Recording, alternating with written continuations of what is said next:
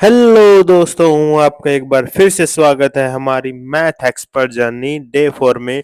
दोस्तों, आज हमारे चैलेंज का है चौथा दिन। अभी तक आपने जो पढ़ा है आशा करते हैं आपको याद होगा। जो चीज़ आप पढ़ रहे हो एकदम डीपली पढ़ रहे हो, क्योंकि यार जब कंसेप्ट क्लियर होंगे तभी आप बन पाओगे एक्सपर्ट।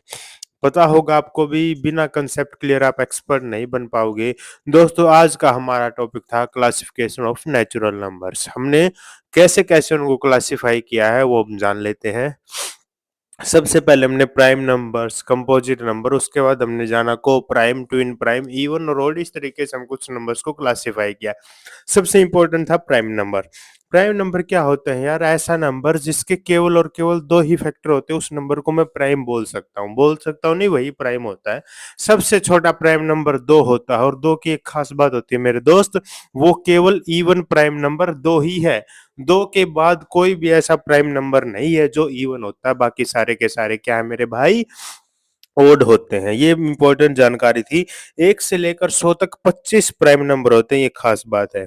और a b is a two digit number which is prime, यानी कि जैसे 11 हो गया, 13 हो गया, और 11 को उल्टा करूंगा तो 11, 13 को उल्टा करूंगा तो 31, ऐसे 9 प्राइम नंबर्स होते हैं।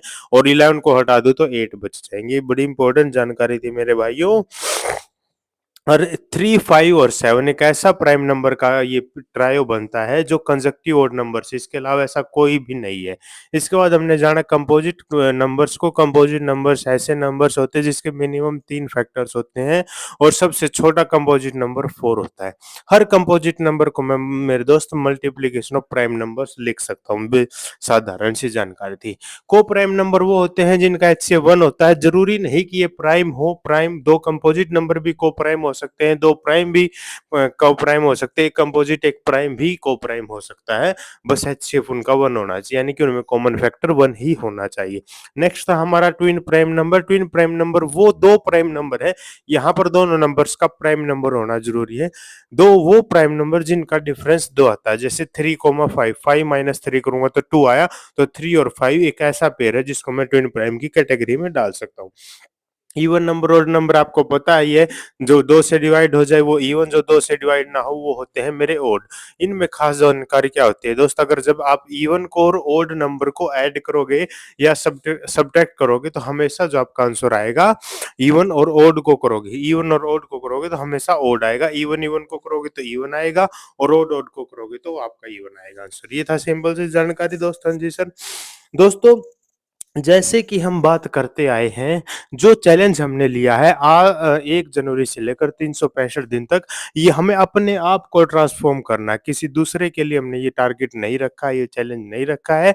इसके अंदर हमें अपने आप को ट्रांसफ़ॉर्म करना है कि हम कैसे अपने आप को मैथ का एक्सपर्ट बना पाएँ, ताकि कोई ऐसा क्वेश्चन ना बचे कि हम ना कर पाएँ, किसी भी एग्ज़ाम का लगा लो। इस टाइप से हमें इस तरीके से तैयारी करनी है। अभी हम बेसिक से शुरुआत कर रहे हैं, कंसेप्ट सीख रहे हैं, साथ के साथ आपको उनके ट्रिक्स पे, यानी कि उनकी फास्ट सॉल्विंग पे भी फोकस करना है कि किसी क्वेश्चन को मैं कैसे जल्दी से जल्दी क्या बोलते हैं सोल्व कर पाऊंगा। और ये कब पॉसिबल होगा मेरे दोस्त? जब आप एनालाइज करोगे खुद को, क्वेश्चंस को प्रैक्टिस करोगे इस तरीके से। धीरे धीरे हम रखते हैं टारगेट कि हम मंडे टू फ्राइडे अपना एजुकेशन रखेंगे, और सैटरडे संडे क्वेश्चन प्रैक्टिस। इस टाइप से हम कुछ लेके आएंगे।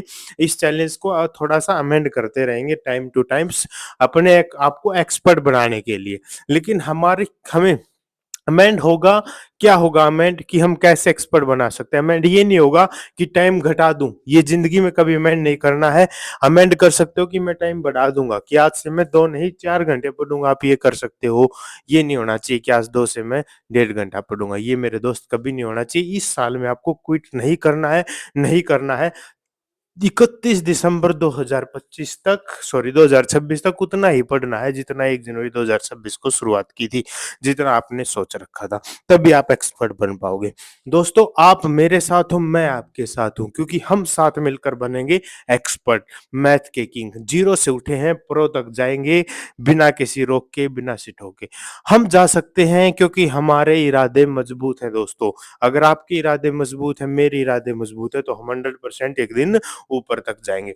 और हम थोड़े दिन बाद लाइव आना स्टार्ट कर देंगे, जब हम वन टू वन हम सारे बैठकर आपस में क्वेश्चन डिस्कस किया करेंगे, क्योंकि अल्टीमेट इस चैलेंज का एक ही लक्ष्य है कि हम साथ मिलकर एक्सपर्ट बनेंगे, एक साथ मिलकर बनेंगे जब हम ये चैलेंज खत्म कर देंगे।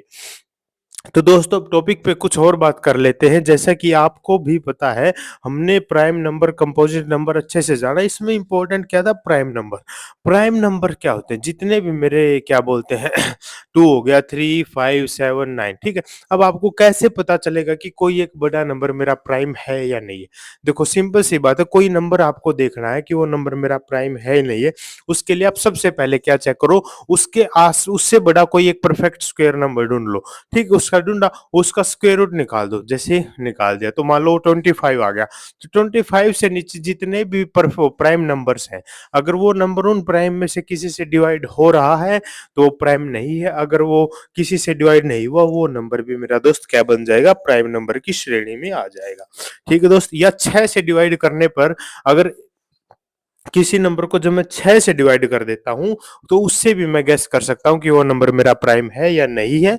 लेकिन उससे 100% आप श्योरिटी नहीं कह सकते हो, वो हो भी सकता है और नहीं भी हो सकता। तो इसलिए हम इस पे ज़्यादा फोकस नहीं करेंगे। हाँ जी सर, तो भाई इसी के साथ अपनी पढ़ाई को कंप्लीट करें। चैलेंज को एक्सेप्ट किया तो इसको आखिरी दम तक लेके जाएँगे। मिलते हैं डे 5 के टॉपिक के साथ। जय हिंद, जय